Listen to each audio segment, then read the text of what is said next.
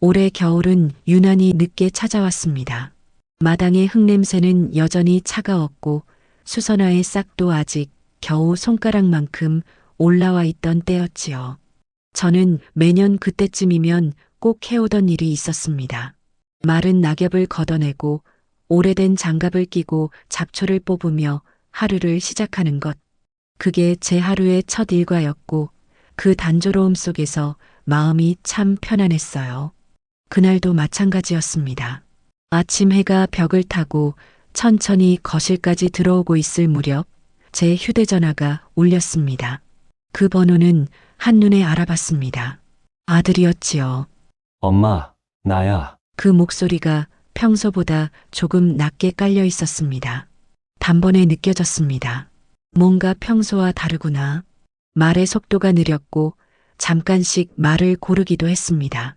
저는 호미를 내려놓고 손에 묻은 흙을 털며 의자에 앉았습니다. 왜 그래? 무슨 일 있니? 한참의 뜸 끝에 아들이 말했습니다. 회사에서 이번에 구조조정이 있었어요. 순간 머릿속이 멍해졌습니다. 그 구조조정이라는 말이 얼마나 무거운 단어인지 나이 든 사람들은 누구보다 잘 압니다. 그건 한 사람의 직장만이 아니라 한 사람의 삶 전체가 흔들릴 수도 있는 일이니까요. 아들은 담담히 말을 이었습니다. 내가 퇴직 권유를 받았어. 그 말이 떨어지는 순간 마당에서 참새들이 후두두 날아올랐습니다. 왠지 모르게 그 소리까지 마음에 걸렸습니다. 25년. 그 아이가 25에 결혼하고 바로 입사해서 지금까지 한 회사만 다닌 세월이었습니다.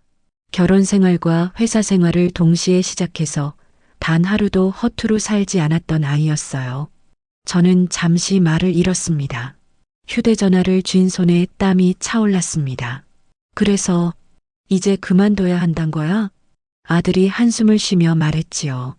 어쩔 수 없지. 뭐 나보다 젊은 사람들이 많으니까. 그 말을 듣는 순간 가슴 한켠이 묵직하게 내려앉았습니다. 물론 세상이 그렇다지만 저는 여전히 믿고 있었어요. 내 아들은 그 성실함으로 끝까지 버틸 수 있을 거라고. 그런데 세상은 그런 정직함에 보상하지 않는다는 걸 새삼 실감했습니다. 그날 오후 저는 멍하니 거실 창가에 앉아 있었습니다. 텅 빈 방 안에 시계 초침 소리만 뚜렷하게 들렸습니다. 아들이 다닌 회사는 언제나 우리 가족의 자부심이었습니다. 명절마다 친척들이 모이면 늘 말했지요. 우리 아들은 거기 다녀요. 20년 넘었어요. 그 말이 괜히 뿌듯했습니다. 그런데 이제 그 말조차 할 수 없다는 사실이 그저 허전했습니다. 저녁 무렵 아들이 집에 왔습니다. 평소 같으면 다녀왔어 하고 들어왔을 텐데 그날은 신발을 벗는 소리조차 조심스러웠습니다. 며느리는 부엌에서 저녁 준비를 하고 있었지요. 아들은 제 눈치를 보며 말했습니다.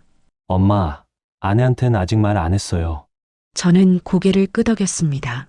그래, 천천히 말해. 그 아이도 놀랄 거야. 식탁 위에는 된장찌개 냄새가 은은히 퍼졌습니다. 손주 둘은 이미 식탁에 앉아 있었고 며느리는 아이들 반찬을 챙기느라 분주했습니다. 그 평범한 풍경이 그날따라 낯설게 느껴졌습니다. 아들이 숟가락을 들 때마다 어깨 근육이 잔뜩 굳어 있었거든요. 식사를 마친 후에도 가족은 평소보다 일찍 방으로 들어갔습니다. 아들은 거실에 남아 TV를 켜놓았지만 시선은 한 곳에 머물지 않았습니다. 화면은 켜져 있었지만 마음은 꺼져 있었습니다. 그날 밤 저는 방으로 들어가 누웠습니다. 눈을 감으면 자꾸 그 아이의 어릴 적 모습이 떠올랐습니다.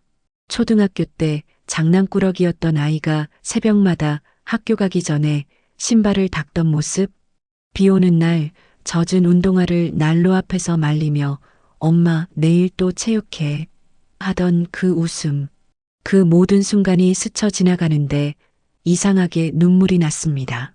이제 그 아이는 50이 넘은 가장이 되었고 그토록 성실하게 달려왔는데 세상은 그 성실함을 더 이상 필요로 하지 않는다고 했습니다. 저는 불 꺼진 천장을 오래도록 바라보았습니다. 이제부터가 시작이라는 생각이 들었습니다. 아들의 퇴직은 단순히 회사 문제만이 아니었습니다. 그건 가족의 리듬이 바뀌는 일이고 부부의 역할이 다시 흔들리는 일이었으니까요. 다음 날 아침 부엌에서는 된장국 끓는 냄새가 은근히 퍼지고 있었습니다. 늘 갔던 풍경이었지만 어제와는 다르게 공기가 묘하게 달랐습니다. 아들은 평소보다 늦게 일어났고 식탁에 앉아 조용히 신문을 펼쳤습니다. 신문을 보는 손끝이 약간 떨리고 있었지만 며느리는 눈치를 채지 못한 듯 아이들의 도시락 준비에만 집중했습니다. 하지만 저는 느꼈습니다. 그 작은 떨림이 마음속 불안의 그림자라는 것을. 며느리는 평소처럼 밝게 아이들을 깨우고 서둘러 아침밥을 먹이고 출근 준비를 했습니다. 그녀는 바쁘게 움직였지만 마음이 급한 사람에게서 느껴지는 특유의 냄새가 있었습니다. 말은 없었지만 생각은 이미 복잡하게 얽혀 있었습니다. 남편이 회사에서 무슨 일을 겪고 있는지 모른 채 그녀는 오늘도 출근길에 올랐습니다. 그리고 아들은 아무 말 없이 현관 앞에 놓인 슬리퍼를 멍하니 바라보고 있었습니다. 그 모습이 그렇게 낯설었습니다. 25년 동안 그 아이의 아침은 늘 분주했습니다. 넥타이를 매고 구두를 닦고 커피를 한 모금 마시며 바쁘게 나가던 사람인데 이제는 그 손에 신문이 들려 있고 발밑에는 시간만 흘러가고 있었습니다. 그날 오후 저는 장을 보러 나갔다가 돌아오는 길에 며느리에게서 전화 한 통을 받았습니다. 목소리가 평소보다 낮았습니다. 잠시 말을 고르던 그녀는 결국 조심스레 물었습니다. 어머니, 요즘 남편이 회사에서 무슨 일 있는 건가요? 저는 순간 대답을 망설였습니다. 하지만 그 망설임은 이미 답이었습니다. 며느리도 알고 있었던 겁니다. 여자의 직감은 언제나 빠르지요. 저는 결국 짧게 대답했습니다. 조만간 말할 거야. 놀라지 말고 들어줘. 그녀는 아무 말이 없었고 전화는 그대로 끊어졌습니다. 그날 저녁 집안의 공기가 전과 달랐습니다. 식탁에 둘러앉은 네 사람의 침묵이 낯설 정도로 무거웠습니다. 아들은 며느리의 눈을 마주치지 않았고 며느리는 반찬을 집어들다가 자주 젓가락을 내려놓았습니다. 아이들만이 이유를 모른 채 눈치를 보고 있었습니다. 그리고 식사가 거의 끝날 무렵 아들이 입을 열었습니다. 그 짧은 말 한마디에 숟가락이 멈췄고 공기는 한층 더 묵직해졌습니다. 아들의 말은 길지 않았습니다. 회사에서 퇴직을 권유받았다는 사실, 이제 일을 잠시 멈추고 싶다는 의사, 그리고 며칠 내로 정리할 예정이라는 말. 그 모든 걸 담담히 이야기했습니다. 그러나 그 담담함이 오히려 더 아팠습니다. 며느리는 한참 아무 말이 없었습니다. 그녀의 얼굴에 여러 감정이 지나갔습니다. 놀람, 허탈함, 그리고 그 뒤를 잇는 막막함. 그 표정을 보는 순간 저는 한 가지를 느꼈습니다. 이제부터가 진짜 시작이겠구나. 그날 밤 며느리는 평소보다 훨씬 늦게 방으로 들어갔습니다. 거실 불이 꺼진 뒤에도 문틈 사이로 은은한 조명이 새어나왔습니다. 그녀는 혼자 앉아 무언가를 계산하고 있었고 아들은 베란다에서 담배를 물고 있었습니다. 서로 말은 없었지만 이미 한쪽은 다치고 한쪽은 멀어지고 있었습니다. 이 집의 공기가 그렇게 무거워진 건 처음이었습니다. 다음 날부터 아들의 일상은 조금씩 달라졌습니다. 그는 아침마다 일찍 일어나긴 했지만 이제는 출근 대신 커피포트를 올렸습니다. 신문을 꼼꼼히 읽었고 점심 무렵이면 잠시 밖을 산책하기도 했습니다. 하지만 표정에는 공허함이 떠 있었습니다. 퇴직이라는 단어는 말로는 담담하게 할 수 있어도 그 무게는 결코 가볍지 않았습니다. 아들의 얼굴에는 이제 내가 무엇을 해야 하나라는 고민이 늘 드리워져 있었고 저는 그걸 말없이 지켜볼 수밖에 없었습니다. 며느리는 처음 며칠은 아무 말이 없었습니다. 오히려 평소보다 다정하게 굴기도 했습니다. 커피를 타주며 이제는 좀 쉬어요라는 말을 건넸지만 그 속엔 이상한 긴장감이 섞여 있었습니다. 그녀는 쉬라고 말하면서도 쉬는 사람을 불편해했습니다. 낮 동안 집에 남편이 있다는 사실이 낯설었던 거지요. 집은 늘 그녀 혼자 관리하는 공간이었는데 갑자기 한 사람의 존재가 늘어난 것. 그건 단순한 변화 이상의 일이었습니다. 며칠 뒤 그녀는 조금씩 변했습니다. 처음에는 설거지하는 동안 한숨을 내쉬는 정도였지만 점점 말수가 줄고 눈빛이 차가워졌습니다. 아들의 움직임 하나하나에 시선이 따라갔습니다. 리모컨을 잡는 손, 늦은 아침 식사, 소파에 앉아 멍하니 있는 모습, 그 모든 게 그녀에겐 불안의 원인이었습니다. 아마도 머릿속에서는 현실적인 계산이 멈추지 않았겠지요. 남편의 퇴직금, 앞으로의 생활비, 자녀의 학비, 그리고 노후의 준비. 그녀는 사랑보다 먼저 생존을 떠올리는 사람이었습니다.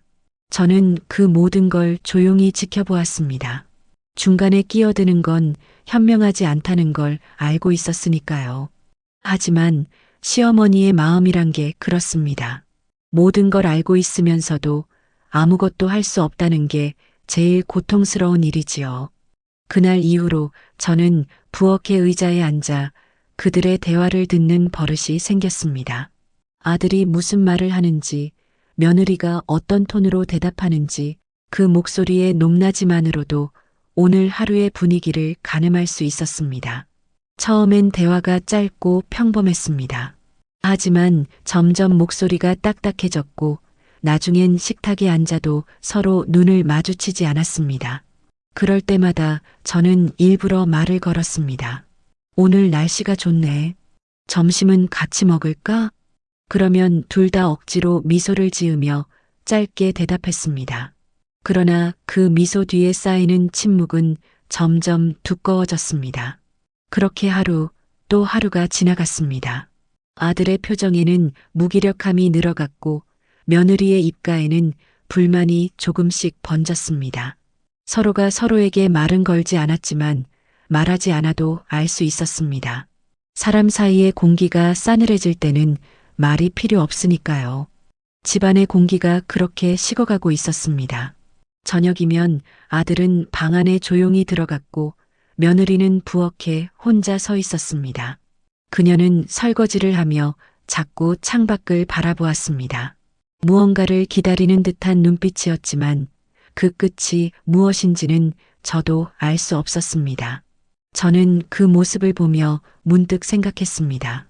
이 집에서 누가 제일 외로운 사람일까? 퇴직한 아들일까? 불안한 며느리일까? 아니면 그 둘 사이에서 아무 말도 못하는 나일까? 밤이 깊어지면 거실 시계의 초침 소리만 들렸습니다. 아들은 방 안에서 늦게까지 불을 끄지 않았고 며느리는 가끔 잠결에 뒤척이며 한숨을 내쉬었습니다. 그 한숨이 벽을 넘어 제 방까지 들려올 때마다 마음이 저려왔습니다. 그날 이후 저는 잠이 점점 줄어들었습니다. 잠이 오지 않는 밤마다 생각했습니다. 결혼 25년, 직장 25년. 그 오랜 세월을 함께 버텨온 두 사람이 이제 왜 이렇게 멀어지는 걸까? 무엇이 그들 사이를 이렇게 차갑게 만들었을까? 며느리는 처음엔 불안했습니다. 그 불안은 말로 표현되지 않았지만 작은 행동들로 드러났습니다. 냉장고 문을 닫는 소리가 조금 더 세졌고 TV 소리를 평소보다 크게 올렸습니다. 식탁 위에 있던 신문을 말없이 치우는 것도 집안 공기가 조금만 어색해져도 창문을 활짝 열어 환기를 시키는 것도 모두 마음을 진정시키기 위한 몸부림이었습니다. 퇴직 후 한 달이 채 되지 않았지만 집은 마치 시간이 멈춘 듯 했습니다. 아들은 여전히 하루의 대부분을 집 안에서 보냈습니다. 아침이면 조용히 식탁에 앉아 커피를 마셨고 오전에는 책을 꺼내다 말고 다시 덮었습니다. 창밖을 바라보는 시간이 점점 길어졌습니다. 그 눈빛은 마치 무언가를 잃어버린 사람의 눈빛 같았습니다. 하지만 며느리는 그 시선을 이해하지 못했습니다. 그녀의 머릿속은 오직 앞으로라는 단어로 가득 차 있었습니다.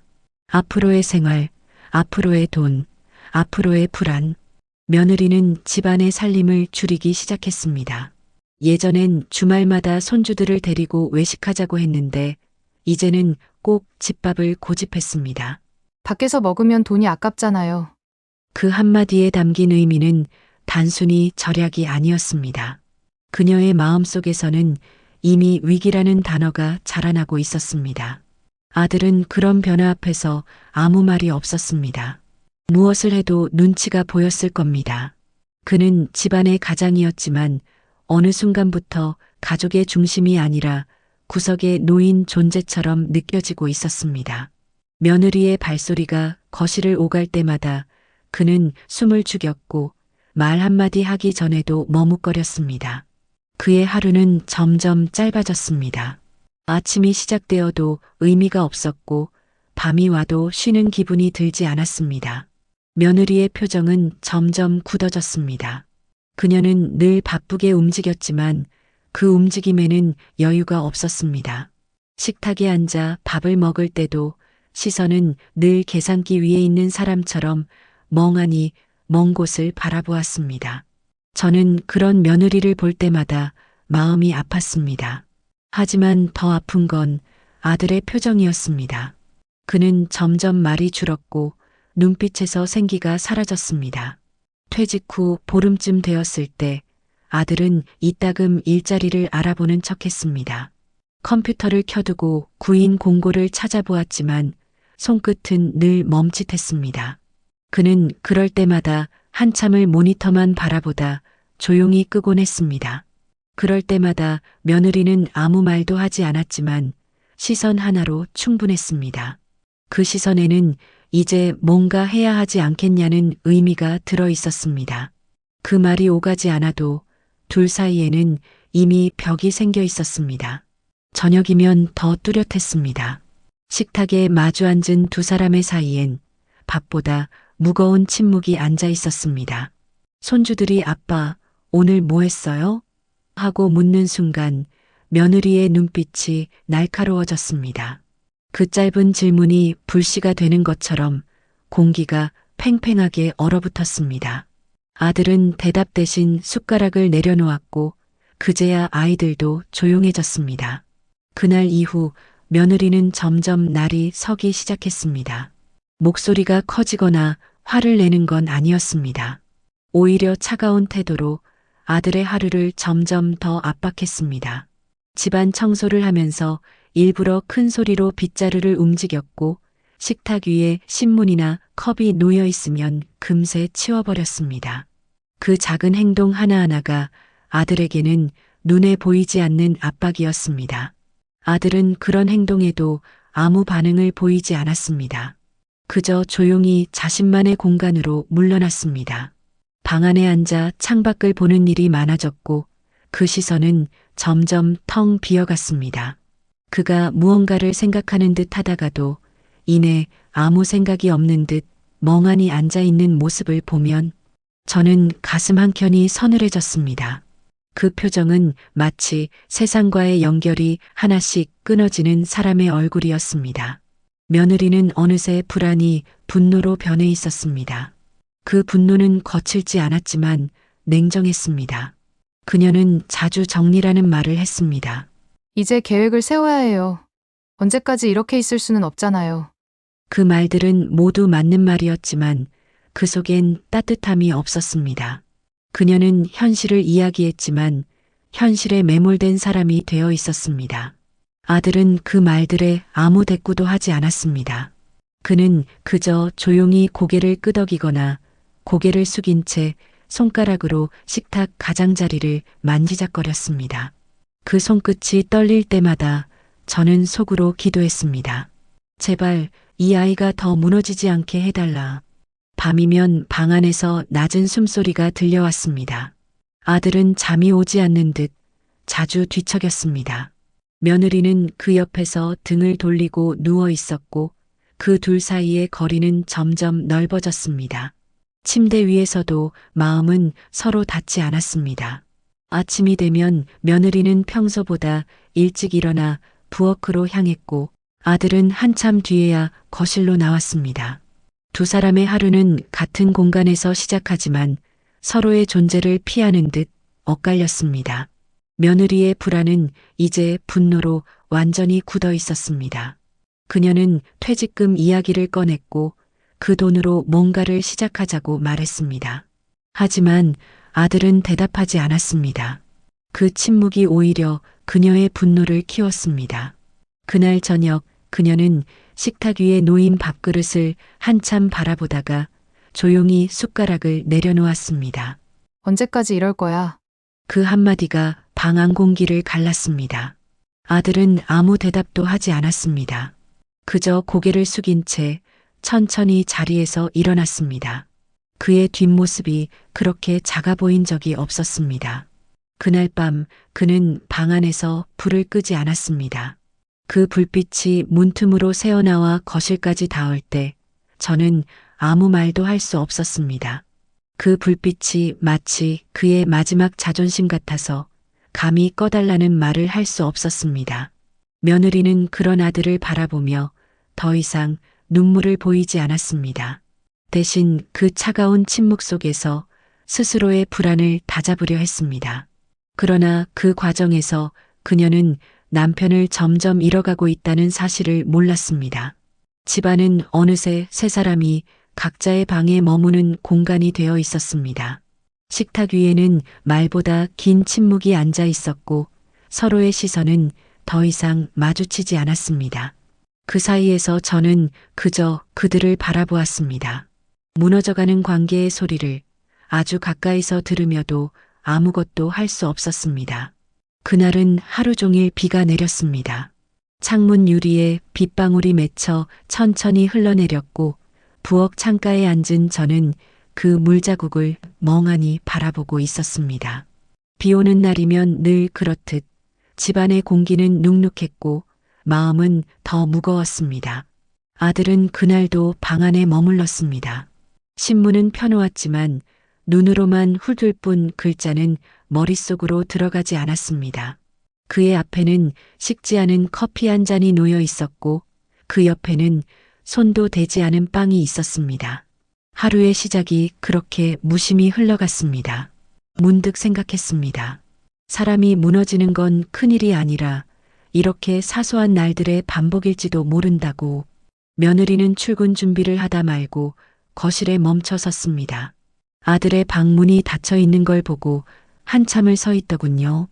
그녀는 문 앞에서 아무 말 없이 잠시 서 있다가 가볍게 한숨을 내쉬고는 현관으로 향했습니다. 그 한숨에 담긴 피로가 오래도록 귓가에 남았습니다. 며칠 뒤 며느리는 집안의 공기와 완전히 다른 사람이 되어 있었습니다. 그녀의 말투는 냉정했고 표정은 굳어 있었습니다. 그녀는 더 이상 참고 기다리는 사람이 아니었습니다. 그녀의 속에서는 이미 오래전부터 불이 타고 있었고 그 불이 이제는 더 이상 감춰지지 않았습니다. 저녁 식탁은 여전히 무거웠습니다. 비가 그치고 난 뒤의 공기가 눅눅하게 남아있던 날, 식탁 위에 올라온 반찬들이 아무런 냄새도 나지 않는 것처럼 느껴졌습니다. 모두 말이 없었습니다.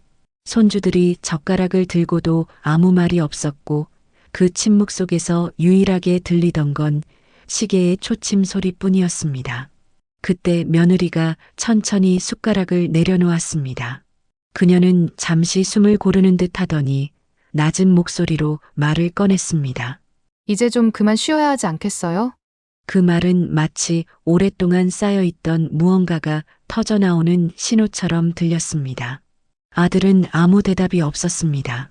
그녀는 그 침묵이 오히려 더 화를 돋우는 것처럼 느꼈을 겁니다. 그녀의 말투가 점점 빨라졌습니다. 이렇게 하루 종일 방에만 있고 아무 일도 안 하면 어떻게 해요? 세상 사람들이 다 놀고 싶지 않아서 일하는 줄 알아요? 그 말이 떨어지는 순간 저는 숨이 막혔습니다. 그녀의 목소리는 울분이 섞여 있었고 그 안에는 두려움도 섞여 있었습니다. 그녀는 불안했지만 그 불안을 다스릴 방법이 분노밖에 없었던 겁니다. 아들은 고개를 숙인 채 젓가락만 만지작거렸습니다. 대답을 하지 않았습니다. 그 모습이 오히려 그녀를 더 자극했습니다. 그녀의 목소리가 떨리며 높아졌습니다. 제발 뭐라도 하세요. 전단지라도 돌리던지, 나가서 노가다라도 하던지, 집에서 이렇게 있는 거, 저 정말 못 보겠어요. 그 말이 공기를 갈랐습니다. 그 한마디에 식탁 위의 시간이 멈췄습니다.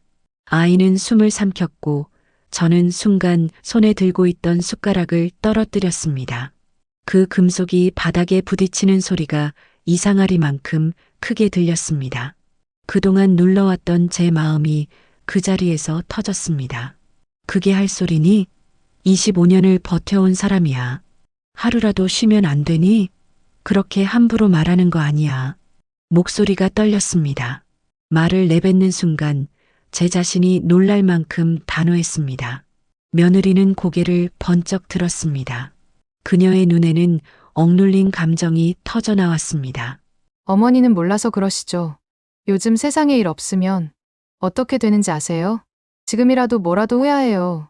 한가하게 쉴 여유 없어요. 그녀의 말은 차가웠지만 그 안에는 공포가 있었습니다. 살아야 한다는 두려움, 그리고 버텨야 한다는 압박감. 하지만 그 말들은 화살이 되어 아들을 향해 꽂혔습니다. 아들은 아무 말이 없었습니다.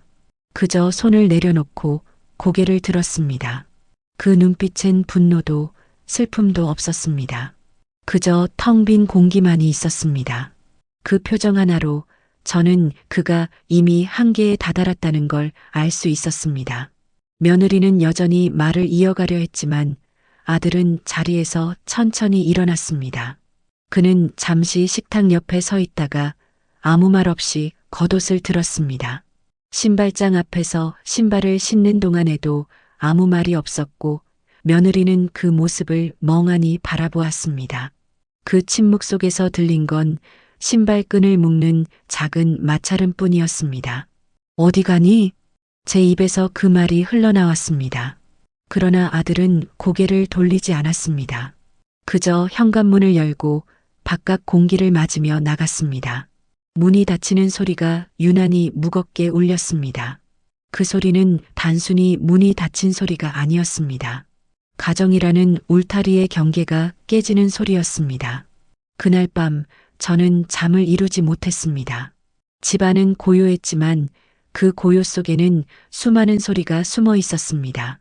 며느리가 울음을 삼키는 소리, 아이가 몰래 문틈으로 밖을 내다보는 발자국 소리, 그리고 제가 삼킨 울음이 목구멍에 걸리는 소리. 아들은 돌아오지 않았습니다. 밤이 지나고 새벽이 되어도 현관문은 열리지 않았습니다. 비는 다시 내리기 시작했고 그 빗소리가 마치 집안의 공기를 대신 울리는 듯 했습니다. 저는 거실 불을 끄지 못했습니다. 혹시라도 아들이 돌아올까봐, 그 불빛 하나라도 그 아이에게 길이 될까봐. 그렇게 새벽이 되었습니다. 며느리는 아무 말도 하지 않았습니다. 그녀의 얼굴에는 후회와 혼란이 뒤섞여 있었지만 입을 열지 않았습니다. 그녀의 손끝은 미세하게 떨리고 있었고 눈가에는 깊은 어둠이 깔려 있었습니다. 그날 이후 이 집의 공기는 완전히 달라졌습니다. 숨을 쉬는 것조차 조심스러울 만큼 모든 게 조용했습니다. 아들이 나간 지 하루가 지나고 다시 또 하루가 흘렀습니다. 그가 신었던 운동화 자국이 현관 앞에 그대로 남아 있었습니다. 비가 내렸다 그치길 반복하던 날씨처럼 제 마음도 오락가락했습니다. 괜찮을 거라는 생각과 어딘가 잘못된 게 아닐까 하는 두려움이 번갈아가며 밀려왔습니다. 그날 밤부터 며느리는 거의 말을 하지 않았습니다. 식탁에 앉은 채 숟가락을 들고 멍하니 바라보다가 손주들이 불러도 대답하지 않았습니다. 그녀의 어깨는 굳어 있었고 눈가에는 붉은 기운이 번져 있었습니다. 저는 아무 말 없이 그 옆자리에 앉아 있었습니다. 서로 말을 섞지 않아도 마음속에 같은 공기가 감돌았습니다. 그건 후회라는 이름의 공기였습니다. 며느리는 밤마다 거실로 나왔습니다. 불을 켜지 않은 채 커튼 사이로 들어오는 희미한 가로등 불빛에 얼굴이 비쳤습니다. 그녀는 손에 휴대전화를 쥔 채 가끔씩 화면을 켰다가 끄기를 반복했습니다. 통화 목록을 훑으며 멈칫하는 손끝, 그리고 다시 꺼지는 화면. 그녀는 전화를 걸 수 없었습니다. 자존심 때문이 아니었습니다. 무엇을 말해야 할지 몰랐기 때문이었습니다. 시간은 느리게 흘렀습니다. 밤은 길었고 새벽은 더 길었습니다. 저는 부엌 창가에 앉아 창밖의 어둠을 바라보았습니다. 창문에 비친 제 얼굴이 낯설었습니다. 그 속에는 불안과 원망이 뒤섞여 있었습니다. 왜 그랬을까? 짧은 한마디가 마음속에서 수없이 되뇌어졌습니다. 왜 그렇게 말을 세게 했을까? 왜 그때 말리지 못했을까? 그 두 문장이 머릿속을 맴돌며 새벽이 다가오는 내내 잠을 밀어냈습니다. 아들이 떠난 집은 조용했습니다. 아이들마저도 목소리를 낮췄습니다. 며느리는 출근 준비를 하면서도 평소보다 훨씬 조용했고 밥상 위의 그릇 소리조차 작게 들렸습니다. 모두가 서로를 피해 움직이는 것 같았습니다. 집안의 공기엔 말할 수 없는 긴장감과 공허함이 뒤섞여 있었습니다. 저는 하루에도 몇 번씩 현관문을 쳐다봤습니다. 열릴 것 같지도 않은 문을 향해 무심코 시선이 가 있었습니다. 아들이 돌아올지도 모른다는 희미한 기대가 남아 있었기 때문이었습니다. 그러나 그 문은 움직이지 않았습니다. 그저 저녁 바람에 문턱의 신발끈이 살짝 흔들릴 뿐이었습니다. 며느리는 그 사이 점점 말라갔습니다. 그녀의 얼굴에는 피곤이 짙게 깔렸고 눈 밑에는 다크서클이 깊게 내려앉았습니다. 퇴근 후 집에 들어오면 가장 먼저 아들의 방 앞에 잠시 서 있었습니다. 문은 닫혀 있었고 방 안은 그대로였습니다. 책상 위엔 아직 그의 컵이 놓여 있었고 침대 옆엔 덮어둔 담요가 그대로였습니다. 그녀는 그 앞에 한참을 서 있다가 조용히 돌아서곤 했습니다. 그 뒷모습은 무너진 사람의 모습이었습니다. 저는 그 모습을 보며 마음속으로 아들의 이름을 불렀습니다. 아들아, 어서 돌아오너라. 이제는 괜찮다. 그러나 그 소리는 입 밖으로 나오지 않았습니다. 입술까지 차오른 말은 언제나 모골대에서 멈췄습니다. 그 말 한마디가 세 사람의 균형을 더 흔들 것 같았기 때문이었습니다. 밤이 깊어갈수록 며느리의 후회는 눈빛에 스며들었습니다. 그녀는 가끔 저에게 물었습니다. 어머니, 혹시 연락 오셨어요? 저는 매번 고개를 저었습니다. 그녀는 말없이 고개를 숙이고 두 손을 모은 채 아무 말이 없었습니다. 그 손끝이 미세하게 떨리고 있었습니다. 그 떨림은 불안과 후회가 동시에 깃든 움직임이었습니다. 며칠째 연락이 없자 저는 결국 휴대전화를 들었습니다. 아들이 남긴 마지막 통화 기록을 찾아 손가락으로 눌렀습니다. 신호음이 길게 이어졌습니다. 그러나 끝내 연결되지 않았습니다. 그 단조로운 신호음이 마치 비어있는 공간을 울리는 종소리처럼 들렸습니다. 그 소리를 들으며 저는 눈을 감았습니다. 그저 목소리 한 번만이라도 듣고 싶었습니다. 괜찮다는 한마디라도, 어디에 있다는 소식이라도. 시간이 멈춘 듯한 나날이 이어졌습니다. 며느리는 식사 때마다 저보다 늦게 식탁에 앉았습니다. 손주들에게 웃어보려 했지만 그 미소는 늘 어딘가 부서져 있었습니다. 저녁이면 부엌 창가에 서서 밖을 내다봤습니다. 빛이 거의 사라진 골목길 끝까지 눈으로 줬다가 어느 순간 눈가가 젖어 있었습니다. 그녀는 그 눈물을 닦지 않았습니다. 아마 스스로도 그것이 눈물인지 빗방울인지 구분하지 못했을 겁니다. 저는 밤마다 부엌등을 켜둔 채 앉아 있었습니다. 혹시라도 아들이 돌아와 문을 두드릴까, 혹은 전화가 걸려올까? 그 작은 불빛 하나가 집안의 모든 희망처럼 느껴졌습니다. 시간이 새벽을 지나갈수록 제 손에 쥔 전화기는 더 차가워졌습니다. 그 차가운 감촉이 마치 불안의 온도 같았습니다. 며느리는 어느 날 새벽 거실에서 조용히 울고 있었습니다. 불도 켜지 않은 채 무릎을 감싸 안고 고개를 숙이고 있었습니다. 그녀의 어깨가 천천히 떨렸고 그 떨림이 공기를 흔들었습니다. 저는 멀리서 바라보다가 조용히 다가갔습니다. 손끝으로 그녀의 어깨에 살짝 손을 얹었습니다. 그녀는 고개를 들지 않았지만 조용히 말했습니다. 제가 너무 심했어요. 그 목소리는 거의 속삭임에 가까웠습니다. 저는 아무 대답도 하지 않았습니다. 그저 그 손을 한번 꼭 잡아주었습니다. 그 순간 눈물이 제 손등 위로 떨어졌습니다. 그날 이후 집안의 공기는 달라졌습니다. 아직 아들은 돌아오지 않았지만 며느리의 표정에는 미묘한 변화가 생겼습니다. 그녀는 하루에도 몇 번씩 문 쪽을 바라보았고 전화벨이 울릴 때마다 놀라 고개를 들었습니다. 그러나 그 전화는 대부분 광고나 택배였습니다. 그녀의 손끝이 허공에서 멈출 때마다 집안은 다시 고요해졌습니다. 저녁이면 하늘이 붉게 물들었습니다. 그 붉은 빛이 거실 벽에 비칠 때마다 저는 마음속으로 기도했습니다. 이제는 제발 소식이 오게 해주세요. 그날도 그렇게 기도하며 부엌 창가에 서 있던 저에게 휴대전화의 진동이 느껴졌습니다. 손끝이 떨렸습니다. 화면에는 낯익은 이름이 떠 있었습니다. 아들. 순간 심장이 두근거렸습니다. 그 짧은 진동이 그토록 길었던 기다림의 끝을 알리는 신호처럼 느껴졌습니다. 손끝이 떨렸고 숨이 막혔습니다. 그리고 그 짧은 떨림 속에서 저는 천천히 전화를 받았습니다. 전화기를 쥔 손끝이 미세하게 떨렸습니다. 그 짧은 진동 하나가 며칠 동안 멈춰있던 시간을 깨뜨렸습니다.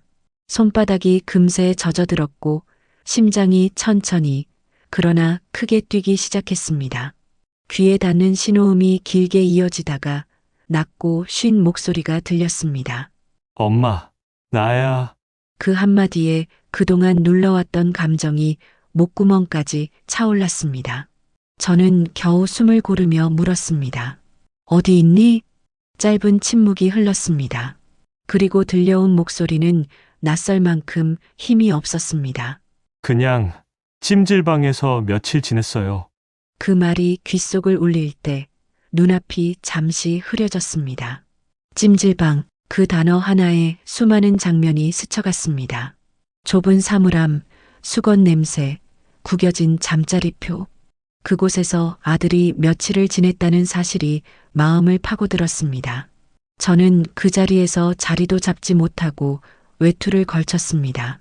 비가 그친 뒤에 저녁 공기는 차가웠고 거리에는 축축한 냄새가 깔려 있었습니다.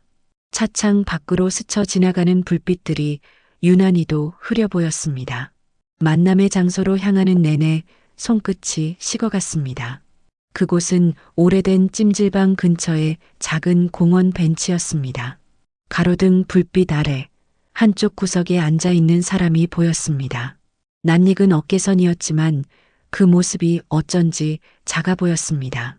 가까이 다가가니 아들의 얼굴이 어둠 속에서 천천히 드러났습니다.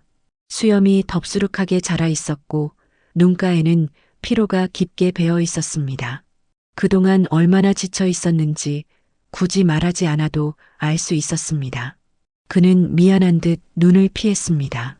손에는 종이컵 하나가 들려 있었고 식은 커피가 반쯤 남아 있었습니다. 저는 그 옆에 조용히 앉았습니다. 비어있는 벤치 위로 바람이 스쳤고 가로등 아래로 작은 벌레들이 맴돌았습니다. 우리는 한동안 아무 말이 없었습니다. 도시의 소음이 멀리서 흩어졌고 그 사이로 들려오는 그의 숨소리가 들렸습니다. 잠시 후 그가 낮은 목소리로 말했습니다. 엄마, 미안해요. 그 한마디가 오래 머물렀습니다. 저는 그 말에 대답하지 못했습니다. 그저 그의 손등 위로 제 손을 얹었습니다. 그 손은 차갑고 마른 뼈처럼 굳어 있었습니다. 잠시 침묵이 흐르다가 그가 말했습니다. 이대로 집에 들어가도 아무것도 달라지지 않을 거예요. 그 목소리는 담담했지만 그 속에는 오래된 체념이 묻어 있었습니다. 다시 들어가면 또 싸우게 될 거예요. 아내도, 저도, 이젠 서로 말 한마디에도 상처가 나니까 그냥 지금은 떨어져 있는 게 나을 것 같아요. 저는 그 말을 들으며 눈을 감았습니다. 아들의 말이 틀리지 않았다는 걸 알고 있었습니다. 그는 도망치려는 게 아니라 잠시 숨을 고르려는 거였습니다. 그 마음을 다 안다고 말하고 싶었지만 그 말은 끝내 나오지 않았습니다. 대신 조용히 고개를 끄덕였습니다. 그래, 내가 편해지는 게 먼저다. 그 말 한마디를 꺼내는데 오래 걸렸습니다. 그 순간 아들의 어깨가 아주 조금 흔들렸습니다. 그는 고개를 숙이고 손으로 얼굴을 가렸습니다. 바람이 불어와 벤치 옆에 쌓인 낙엽을 흩날렸습니다. 그 소리가 유난히 크게 들렸습니다. 잠시 뒤 그는 조용히 자리에서 일어났습니다. 낡은 배낭 하나를 어깨에 걸쳤습니다. 손잡이가 달아있는 회색 배낭이었고 그 안에는 옷 몇 벌과 세면도구가 전부였습니다. 그는 고개를 숙인 채 말했습니다. 한동안 여기저기 다니면서 생각 좀 하려고요. 그냥 아무데로나. 그의 말은 결심이라기보다 마지막 남은 평온에 대한 소망처럼 들렸습니다. 저는 그 말에 고개를 끄덕였습니다. 그래, 다녀오너라. 어디에 있든 밥은 챙겨 먹고. 그 짧은 말이 다였습니다. 그는 미소를 지으려 했지만 그 웃음은 금세 흩어졌습니다. 우리는 헤어지기 전 잠시 서로를 바라보았습니다. 그 눈빛 속엔 미안함과 고마움, 그리고 말로 다 못한 수많은 감정이 엉켜 있었습니다. 저는 그에게 손을 내밀었고 그는 조심스레 제 손을 잡았습니다. 그 손이 잠시 따뜻했습니다. 하지만 그 온기는 오래 머물지 않았습니다. 그는 천천히 등을 돌렸습니다. 가로등 불빛이 그의 어깨를 따라 길게 드리워졌습니다. 배낭이 한쪽으로 기울어져 있었고 그 발걸음은 무겁지만 단단했습니다. 멀어져가는 그 뒷모습을 바라보며 저는 눈을 감았습니다. 바람이 불었고 낙엽 몇 장이 제 발밑으로 떨어졌습니다. 그 소리가 유난히 또렷하게 들렸습니다. 그날 밤 집으로 돌아오는 길은 길고 조용했습니다. 도시의 불빛이 창가에 스쳤고 신호등의 빨간빛이 잠시 제 얼굴을 비췄습니다. 차창 밖으로 보이는 사람들의 발걸음이 모두 빨라 보였습니다. 저는 천천히 눈을 감았습니다. 어쩌면 그 아이는 지금쯤 버스 안 어딘가에서 창밖을 보고 있을지도 모른다는 생각이 들었습니다. 그 생각이 이상하게 마음을 조금 덜 외롭게 만들었습니다. 집에 도착했을 때 현관안은 여전히 조용했습니다. 며느리는 거실 불만 켜둔 채 앉아 있었습니다. 제가 들어오자 고개를 들었지만 아무 말도 묻지 않았습니다. 그녀의 눈에는 이미 모든 답이 들어 있었습니다. 저는 그저 한숨을 길게 내쉬며 말했습니다. 아들이 여행 좀 다녀오겠다고 했어. 그녀는 조용히 고개를 끄덕였습니다. 그날 밤 부엌 불을 끄지 않았습니다. 그 불빛이 아들이 걸어갈 길을 비춰줄 수 있다면 그것으로 충분하다고 생각했습니다. 아들이 떠난 지 한 달이 되어가고 있었습니다. 날이 점점 더워졌고 창문 밖의 나무잎들은 초록빛이 짙어졌습니다. 하지만 그 밝은 계절 속에서도 우리 집은 여전히 겨울 같았습니다. 햇살은 들었지만 따뜻하지 않았고 식탁 위에 밥은 식은 채로 남아 있었습니다. 아들이 떠난 첫 일주일은 그저 어색했습니다. 누군가 방에 없다는 사실에 몸이 적응하지 못했습니다. 그의 발소리, 그가 내던 기침소리, 문 여닫는 소리가 사라지고 나니 집이 너무 넓게 느껴졌습니다. 저녁이 되면 며느리는 그 방 앞을 지나가며 잠시 멈춰 서곤 했습니다. 문은 닫혀 있었고 안에는 아무것도 달라지지 않았습니다. 그녀는 가만히 손잡이를 만지다 이내 돌아섰습니다. 그 손끝에 머물던 시간은 늘 짧았지만 그 짧은 순간이 하루 중 가장 길게 느껴졌습니다. 시간이 흐를수록 며느리의 얼굴은 조금씩 변했습니다. 그녀는 더 말이 없어졌고 눈빛은 불안하게 흔들렸습니다. 평소처럼 일을 나가고 아이들을 챙기고 저녁을 준비했지만 그 모든 행동에는 생기가 없었습니다. 무언가를 억지로 유지하려는 사람의 움직임이었습니다. 퇴근 후 집에 돌아오면 그녀는 습관처럼 식탁 위에 숟가락 3개를 놓곤 했습니다. 그 습관은 쉽게 고쳐지지 않았습니다. 한 번은 제가 조용히 말했습니다. 이제 2개만 놔도 돼. 그녀는 그 말을 듣고도 아무 대답이 없었습니다. 손에 쥔 숟가락을 바라보다가 천천히 다시 3개를 놓았습니다. 그 순간 그녀의 어깨가 아주 미세하게 떨렸습니다. 밤이면 거실 불빛 아래에서 그녀는 자주 멍하니 앉아 있었습니다. 손에는 늘 휴대전화가 쥐어져 있었고 화면을 켜고 꺼내는 동작이 반복되었습니다. 전화번호 목록을 열었다 닫고 메시지창을 열었다 닫았습니다. 아들에게 연락을 할까 말까 그 마음의 싸움이 매일 반복되었습니다. 그녀의 눈에는 피곤이 가득했고 한숨이 잦았습니다. 아이들도 점점 변했습니다. 아버지가 언제 오느냐고 묻던 목소리는 점점 작아졌고 이제는 아무도 묻지 않았습니다. 그들의 침묵은 어른들의 감정을 그대로 닮아 있었습니다.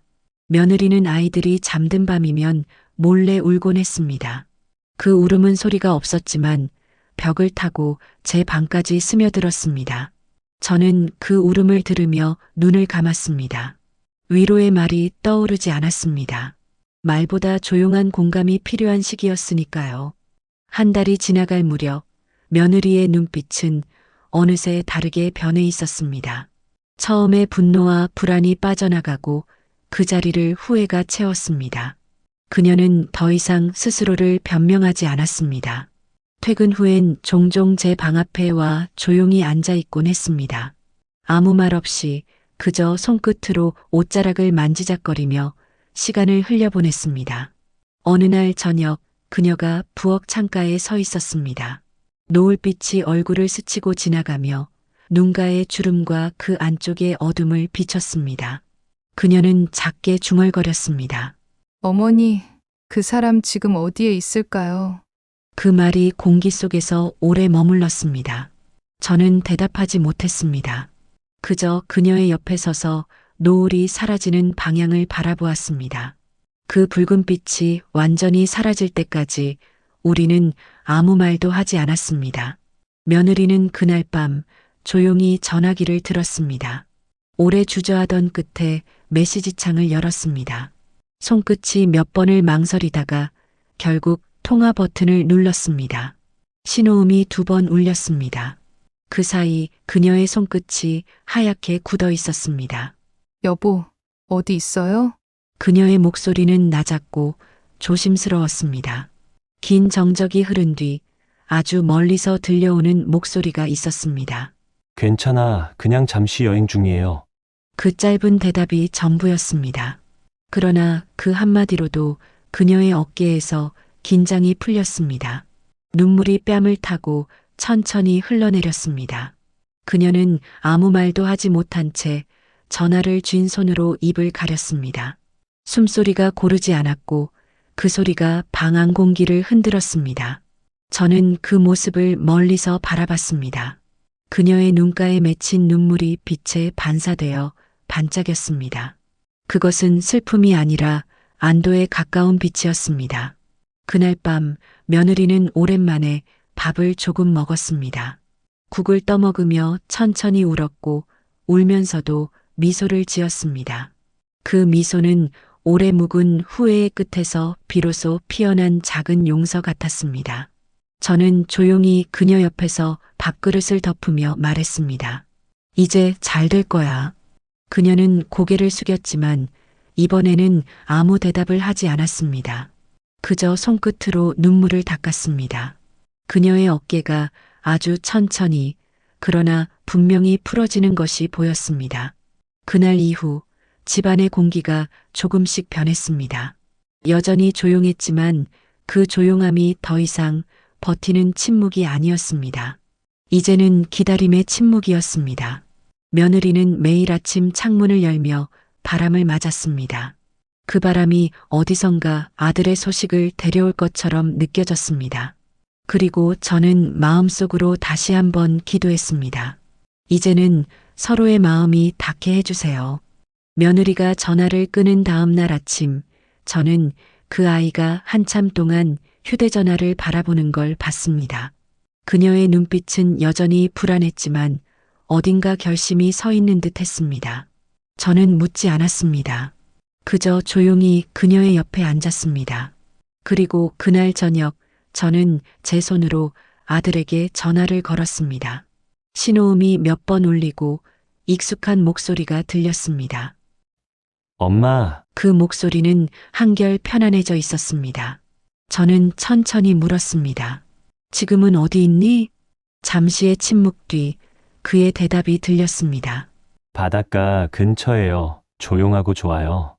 그 한마디에 제 마음속 무게가 조금 내려앉았습니다. 그날 밤 저는 며느리에게 조심스레 말했습니다. 같이 가보자. 그녀는 놀란 눈으로 저를 보더니 잠시 후 고개를 끄덕였습니다. 그 눈빛 속에는 두려움보다 간절함이 더 많았습니다. 다음 날 새벽 우리는 함께 집을 나섰습니다. 도시를 벗어나 차가 긴 도로를 따라 달렸습니다. 창밖으로 펼쳐진 풍경이 점점 푸른빛으로 변했고 멀리서 파도 소리가 들려오기 시작했습니다. 바람이 차창 안으로 스며들며 머리카락을 흩날렸습니다. 며느리는 창밖을 바라보며 아무 말이 없었습니다. 그 표정엔 후회와 기대가 함께 섞여 있었습니다. 몇 시간을 달려 도착한 곳은 작은 바닷가 마을이었습니다. 바람은 짭조름했고 파도는 잔잔하게 모래를 적시고 있었습니다.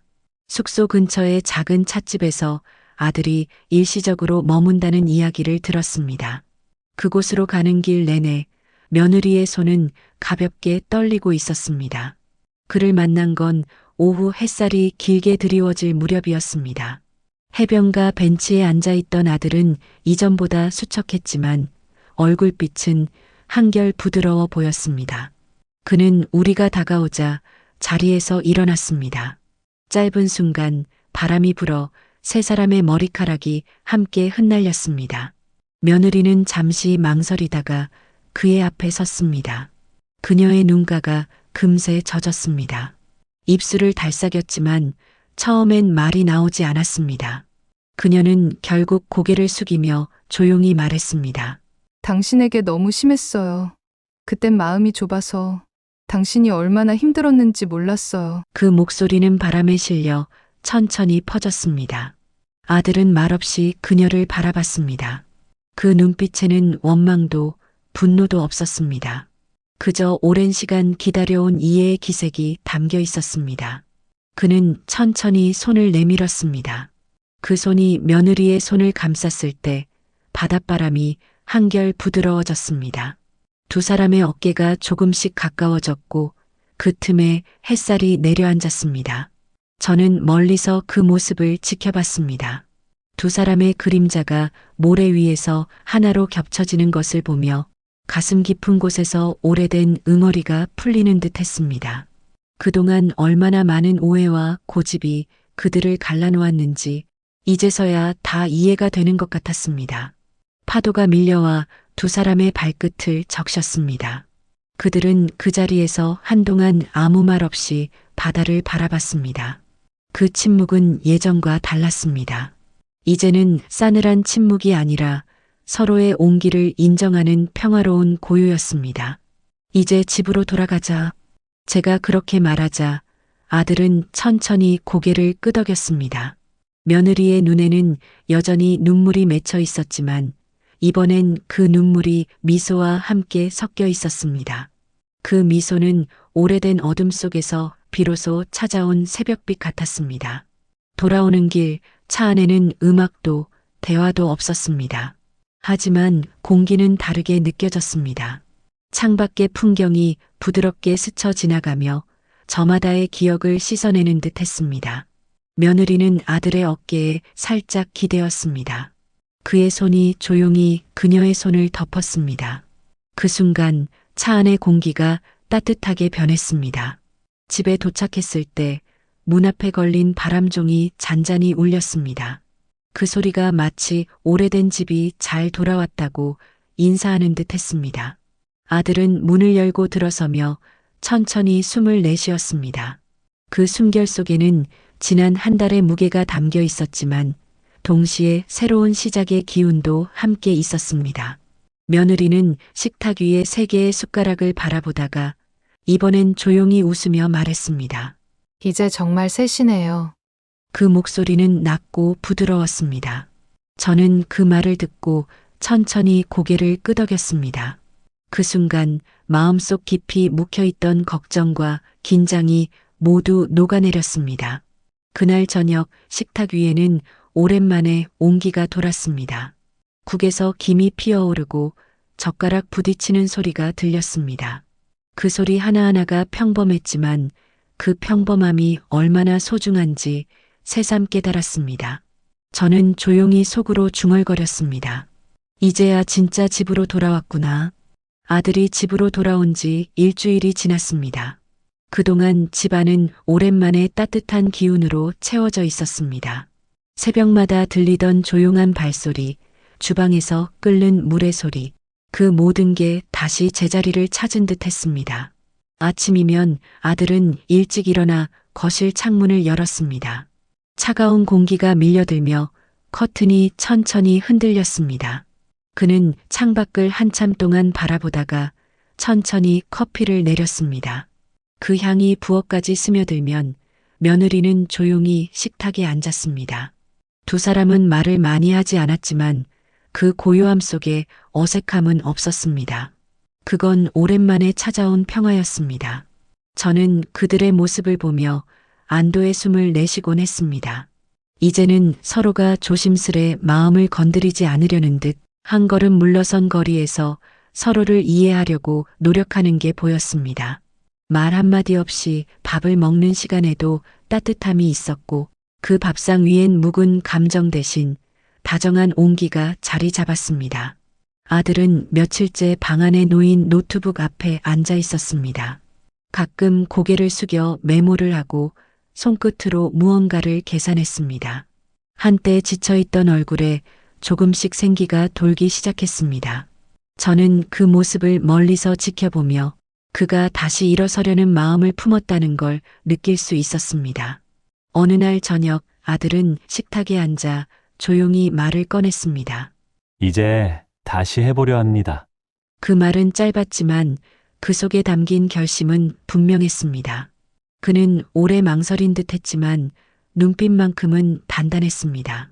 그동안의 방황과 고뇌가 모두 한 방향으로 모아진 듯 했습니다. 며느리는 그 말을 듣고 잠시 고개를 숙였습니다. 말없이 두 손을 모은 채 조용히 고개를 끄덕였습니다. 그녀의 눈빛엔 더 이상 두려움이 없었습니다. 대신 깊은 신뢰가 깃들어 있었습니다. 그녀는 이번엔 남편의 길을 막지 않으려는 듯 조용히 그의 곁을 지켜보았습니다. 아들은 그날 이후 매일 새벽에 집을 나섰습니다. 작은 공방 건물 하나를 빌렸다고 했습니다. 손수 책상과 선반을 옮기고 낡은 간판을 떼어냈습니다. 땀이 이마를 타고 흘러도 그는 웃고 있었습니다. 그 미소는 오랜만에 보는 진심 어린 얼굴이었습니다. 며느리는 가끔 도시락을 싸서 들고 갔습니다. 그녀는 문 앞에 도시락을 내려놓고 그의 일하는 모습을 멀리서 바라보다 조용히 돌아왔습니다. 두 사람의 대화는 여전히 많지 않았지만 이제 그 사이엔 불신도 서운함도 없었습니다. 대신 묵묵히 응원하는 마음이 있었습니다.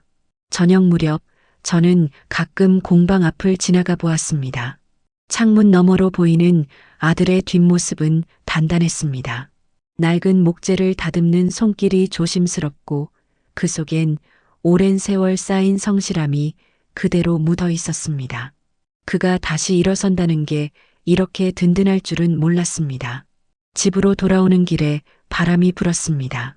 늦봄의 바람은 부드럽고 따뜻했습니다. 그 바람에 섞인 먼지가 햇살에 반짝이며 흩날렸습니다.